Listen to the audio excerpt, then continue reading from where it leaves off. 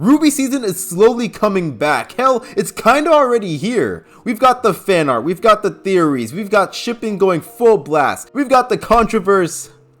RWBY season is slowly coming back. And I don't know, seeing all this activity for RWBY's got me in a video making mood for this series. Of course, talking about the upcoming season, Volume 9. So I've talked about this in my reaction to the Volume 9 trailer. The biggest key to this volume's success are the characters. Obviously, every volume should strive to have good character writing. But I believe with how out there and different this volume is, the thing that's going to keep this season grounded to RWBY and not feel like filler or too far from what RWBY is supposed to be are strong character storylines. Of course, I'm hoping all characters get the right amount of attention and drama, but Ruby Rose's storyline is definitely the one getting the most attention from marketing, and which makes me believe we're gonna get a lot of attention on her. So before the volume comes out, I want to try and get a good idea where her head has been, where it is now, and where it could end up by the time this volume is done. So I hope you guys stay around for all of that. Let's not waste any more time and get on with the video. She really is remarkable, isn't she? Yeah. She must have been one of the best huntresses at Beacon, huh? This must be really hard on her, too.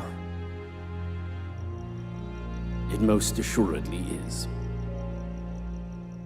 For me, Ruby's kind of been neglected for a while when it comes to getting a proper story arc like everyone else. Yeah, we've gotten to hear her opinion on things from time to time, and we've gotten updates on how she's felt, but compared to the other members of her team, hell, compared to the other characters in general, Ruby's been getting the short end of the stick. I feel like the show started having us focus more on her when we got to Volume 6. This was the volume when our characters started questioning things. No more just blindly going where people tell them. These kids wanted answers and they wanted them now. This felt like RWBY was really starting to look at the older generation differently. Crow, Ozpin, they didn't have all the answers, and RWBY now knew this. RWBY and her friends couldn't rely on them for everything. They needed to step up and take the training wheels off themselves, so they wouldn't fall under the same loop Oz has been for centuries. I have mixed feelings about RWBY calling out her uncle the way she did and saying that she and her friends been doing things their way, but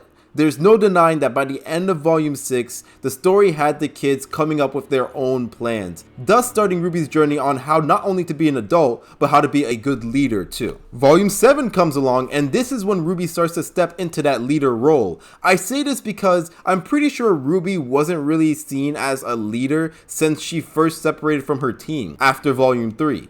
And even back in Beacon, she was considered the leader, but beyond making some quick combo plans during a fight, she never really had to deal with the pressure of leadership. Volume 4, it had Nora and Ren debate who was in charge, John or RWBY. 1, 2, 3. That's more than 1. But we're helping RWBY with her objective. Wouldn't that make her the leader? And they never really expanded on that conversation. Volume 5, yeah, I don't really remember anything leader-like from RWBY. Volume 7 though, Chapter 2, it feels like it's official. The group is following RWBY's lead, and yeah, she starts to feel the weight of that. Now, a lot of people had problems with RWBY lying to Ironwood. Like, the day the chapter came out, people were screaming, hypocrite. So all those times you talked about having faith in humanity, that was just for everyone else? Before... He told us the lamp can answer 3 questions. But all the questions were used up already. Me though, I saw this as RWBY finally feeling what Oz had for lifetimes. Now she sees things through his point of view. Now she's in charge, and she has to make these decisions that end with keeping some things close to the chest like Oz did. RWBY was definitely getting a taste of leadership and feeling the weight from that responsibility. Seeing how Oz dealt with the role, seeing how Ironwood is dealing with the role, I think it got her to find out what kind of leader she wanted to strive to be. Someone who didn't tell lies and leave people to die. Volume 8 though, the weight is crushing RWBY. I feel like this was the first time her decisions had serious consequences on the people around her. I guess Volume 6 also because of the mech and the giant Grim, but while that was an easy fix more or less, this had lasting consequences that she had to live through for 3 days. I mean, of course the attack on Beacon was bad, but RWBY was just being affected by it, you know? She didn't actually cause anything. With Atlas, she was the one that kept Ironwood from shooting the floating island into space. So whether or not you agree with her actions, she and her friends, of course, had heavy influence on what happened in this volume. This volume, RWBY is feeling guilt, she's feeling hopelessness, and we see Blake and Yang trying to comfort her, but it's clear she's still going through it by the end of the volume. So now we reach volume 9, and for now all we can do is go off of the trailers and sneak peeks that were provided to us. But like I said, RWBY's mental state has been heavily shown in these trailers. In the sneak peek that we got a little over a year ago, we see the events of volume 8 through RWBY's eyes. We feel the chaos through her, the psychotic music playing in the background, the great little voice acting from Lindsay, the way we hear how panicked RWBY is. She is losing control of the situation and you feel that. That I feel like is going to be carried over to the island. The loss of control. RWBY has been a character who comes up with plans and comes up with decisions. We see her coming up with little plans during fight scenes in the early volumes, and then now we see her making decisions for the team, making decisions for Atlas, making decisions for Mantle. But now she's been dropped in this world where up is down and down is up, and after the events of volume 8, I think she's not going to feel like she can get a grip on dire situations anymore. This could lead to a lack of trust in her own abilities and have her doubt herself so much that she tries to pass the responsibility to someone else because she simply thinks that she's not up to the job anymore. Another feeling I feel like she'll have is defenselessness. Crescent Rose is gone and we know RWBY is not a hand-to-hand fighter. We see in the sneak peek when she's fighting Neo, without her scythe, plus with the added mental trauma, RWBY feels more like a little girl desperately trying to defend herself from a bully on the playground, instead of a badass huntress that can take on anything. Again, that strongly has to do with the great voice acting from Lindsay. Just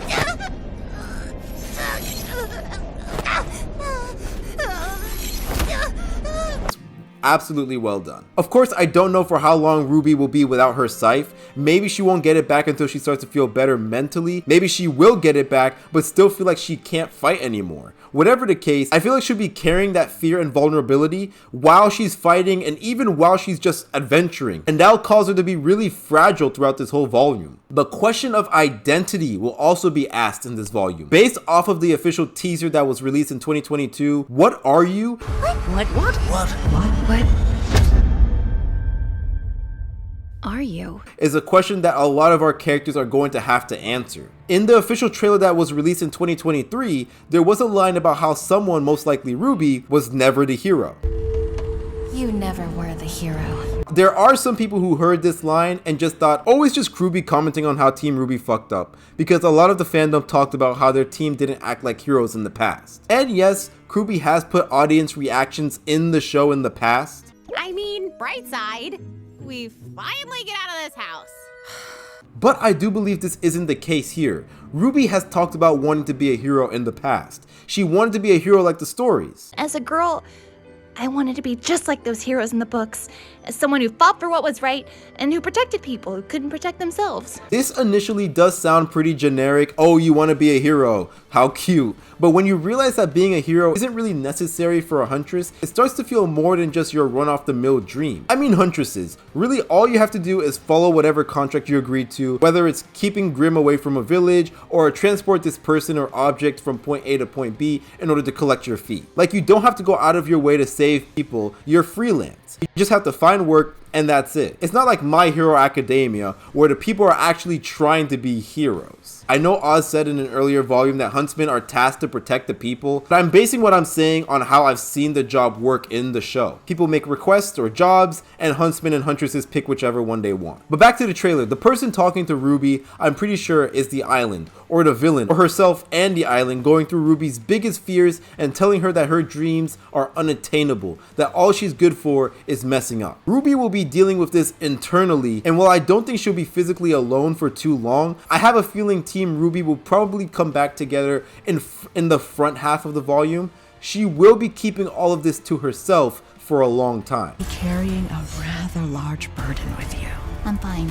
I can handle it. Something I'm sure we've all noticed about RWBY by now is that she likes to keep a lot of her feelings close to the chest and away from other people until it gets to its boiling point. That's when she explodes and says how she really feels, and I'm guessing she's going to try and do the same thing here. We'll talk about whether or not that succeeds later on in the video. But let's talk about the main villain now, or the supposed main villain. We don't really know yet. What if you could leave Ruby Rose behind, shed like an old coat? This person seemingly has the ability to erase people's identity, their past, their grief, their passion, and their personality. All of it will be gone and replaced with something else. Based off of the teaser, John has accepted this fate, and it seems like the person who did this to him is offering Ruby the same deal. With everything building up inside and with seemingly nowhere to turn, she most likely will be very tempted to take this offer, just so the pain and memories, all of it, can just go away. In a way, it will be like a great escape from everything. Ruby's going to have to choose whether she's going to run away from her pain or whether she's going to face it. Side note, I didn't get it 100% right.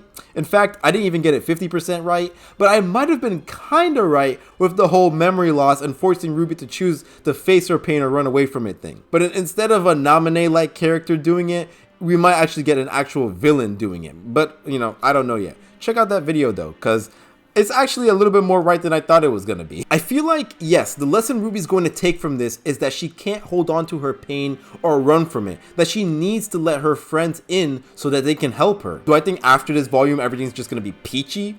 I honestly hope not, cause this shit's not easy. You can't just turn a gear in your brain and suddenly you're all better.